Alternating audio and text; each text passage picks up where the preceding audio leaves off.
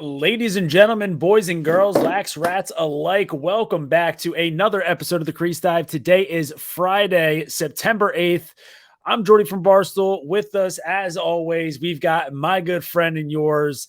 We've got Doogs in the lab. Doogs, it was an incredible Monday, a great afternoon of pro lacrosse at Gillette Stadium. But I'll tell you what, it looked like an even more electric day of boozing at the Bar Down Beer Lounge. You put in quite a shift, a heroic performance out there at Bar Down for 3 straight games in a row. We're a few days removed from it now, but I know you're getting a little bit older, so these are probably hitting you a little bit harder. How are we feeling this week? Fucking just what a hectic week, what a hectic day. Um, I don't even know how to describe the clip that came out. Anyone that's listened to this podcast for an episode, 2 episodes, 100 episodes know that I'm not the most literate, well-spoken man of all time. But when the booze hit me a little extra hard, the sun's pouring down on you at Gillette, you stumble on your words, you fumble on your words, just like I just did. But yeah, it was a funny clip. The yak ran with it a little bit. If you don't know what clip we're referring to, I'm actually trying to pull it up right now. But I mean, the memes on Twitter are funny. I could see it definitely becoming a meme for the NFL season. And, grow the game however you can. It's not my way or the highway. If this clip helps get someone into lacrosse, then so be it. But it's the perfect endorsement for the Bar Down Lounge. Like there was another clip that came out where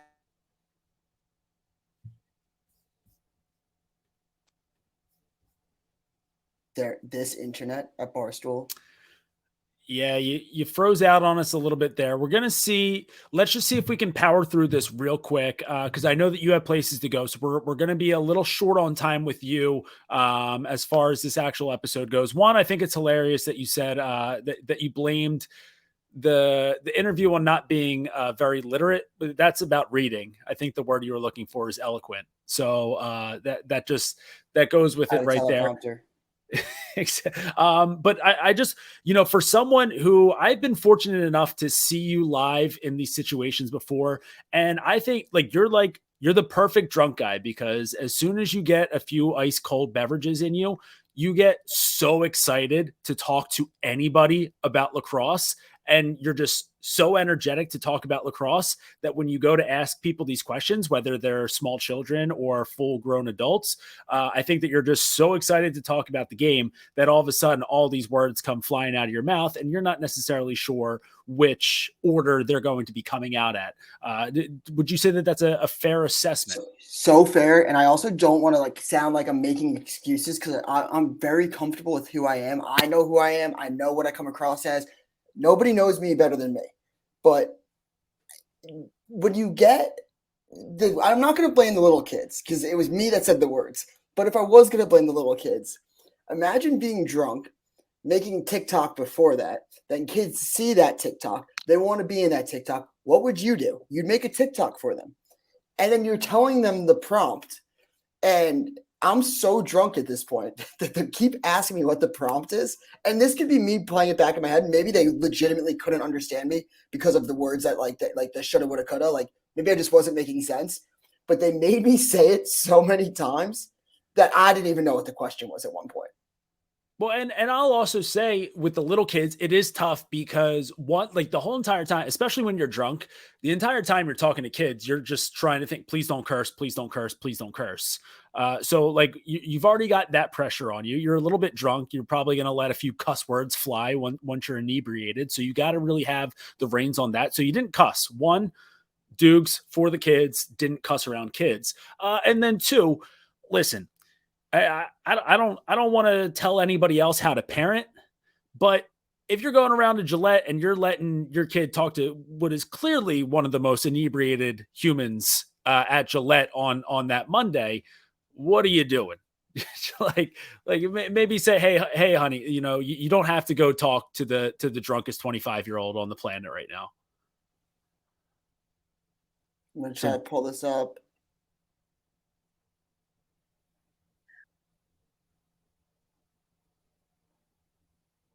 Just got to figure out how to get that audio buzzing. Did it buzz? I don't hear it coming through. Maybe on your end you hear it coming through, and maybe it'll be coming through on the podcast. I know that I didn't hear it, but I've heard the clip enough to know exactly what's going on. Well, we're asking the people who the MVP should have been, who should the MVP should have been. So if you couldn't hear that, that's what I was saying. Absolutely inebriated. There was another clip that ended up getting found where I was like telling people that Tom Schreiber, like nobody thinks that Tom Schreiber should have been MVP, but like the person I just asked said that Tom Schreiber should be MVP.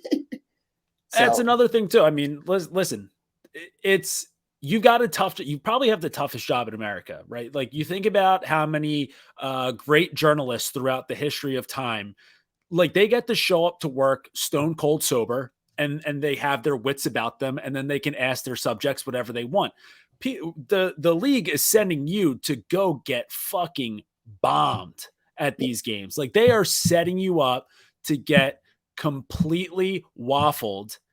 And then on top of that, your content. So you got to be going around doing something.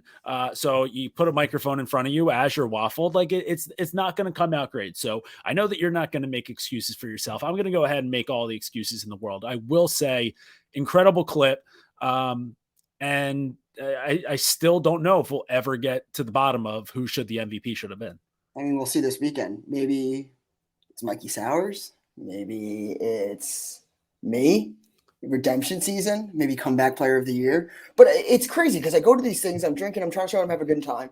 I took my girlfriend there. I was trying to like show her what the bar down was all about. Then I'm trying to make content with her. So I was like, what's something I could do with her? Use my girlfriend for clout. And I was like, oh, we should see how many beers she could drink throughout the 3 games. And I started getting into it. And it was like, I'm at like 12, 13 beers. And it's like fucking hot as shit. Like I was sufficiently fucked up. Was that the first triple header of the Bar Down Beer Lounge ever? Yeah, I almost got cut off at one point. Not because I was so drunk, because the person was like, how do you keep getting these tickets? Like he was legitimately concerned. He's like, how many tickets do you have? I was like, buddy, don't parent me right now. But it was a very good time. It was the best bar down setup because it had AC. And I know like RJ was like, you keep saying this, but I was like, there's the most fun atmosphere I went to, which was probably Baltimore. Didn't watch most lacrosse in Baltimore, but the best party atmosphere. You go to Fairfield, that was probably my best setup of lacrosse stadium, just watching the games, having a few beers, a more lax environment, like relaxed, not lax, literally. And then this one was just like, oh, this is great. We have AC, you got Gillette, like you got shade, you're right on the field at Gillette. So like that was the coolest setup.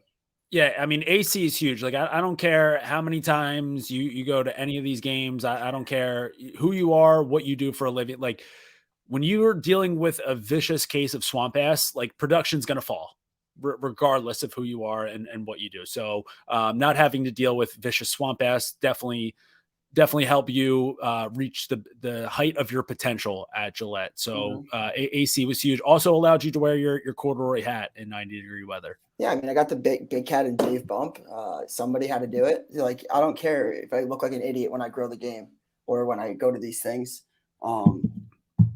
Like, clicks are clicks, you know? I mean, it's all a numbers game. But, yeah, the corduroy hat, I mean, sorry, Dave, I'm style over smarts, brain over style over brain. But, yeah, it's been a hectic week. Still not fully recovered. I'm excited to get out to Long Island. Really not really expecting that big of a showing. First NFL Sunday. But you should tune in. I know the lax heads that are listening to this right now will tune in. Try to throw it onto a 5th screen, a 4th screen, third screen for your friends that might not be interested. Throw it on in the apartment. It'll be some good games. Cannons, Water Dogs, I think will be the best of the year. Yeah. I know it's going to be a little bit tricky for both you and I. I know that you're a Patriots fan. I'm an Eagles fan. Those teams playing at 4:25 on Sunday. So then we got 2 games at 3 and 5:30. But yeah, I mean, wherever you're at, whether you're watching at home or whether you're watching at a bar, it's 2023. We got screens everywhere. We have streaming capabilities everywhere. So find a way, make it happen. If you care about lacrosse, if you want to see the game grow, if you want to know who the MVP should have been, then find a way to get these games on a screen. 3:00 on Sunday, we've got Redwoods Archers. That'll be on ABC. And then 5:30 on Sunday, we've got Cannons versus Water Dogs. Doogs, I know that you are really, really tight on time here. So I already wrote a full recap blog about the quarterfinals. So if anyone wants some takes about the quarterfinals games, you can go ahead and read that on barstoolsports.com. And then we're going to have to really quick, just your picks here for the semifinals and who will be making their trip to Philadelphia for Championship Sunday on September 24th. So Redwoods Archers, who do you got? Archers can't bike home. If the Redwoods won't have to bike home from Philly, got to go Archers. I don't think the Redwoods can put together 2 games like that they put on in Gillette. And then I got Water Dogs repeating the whole thing. I think that the best team in the league, top to bottom. They're going to beat the Cannons. Again, I did say that I do think the Cannons have a good shot at thinking about the Dogs. I think that's kind of like the championship of the championship. That's a little like, sprinkle. I'm not even drunk. I mean, now you get a little taste of what could happen when my mouth moves. But yeah, I like the Dogs in that one. I just think that they're up and down, just a better team. But hey, they don't have a cursed, so who knows? Yeah, I mean, Redwoods and Cannons definitely leading in the curse of the week category. I don't think that Westberg, although he is the most dominant player in the world right now, I don't know if he has 7 goals against him against the Archers. Got to bring the Water Dogs back to Philly, get those vibes rolling, and get the whole PMT crew over to Philly. So, Doogs, I know you got to run, so that's going to cut it for us. A little bit of a short episode this week, but we'll make it up to you after these semifinals. Right. We'll get a full semifinal recap log. So, follow us on social. We're at the Crease Dive on Twitter and Instagram. And in the meantime, we'll be keeping it low to high until the day we die. We out.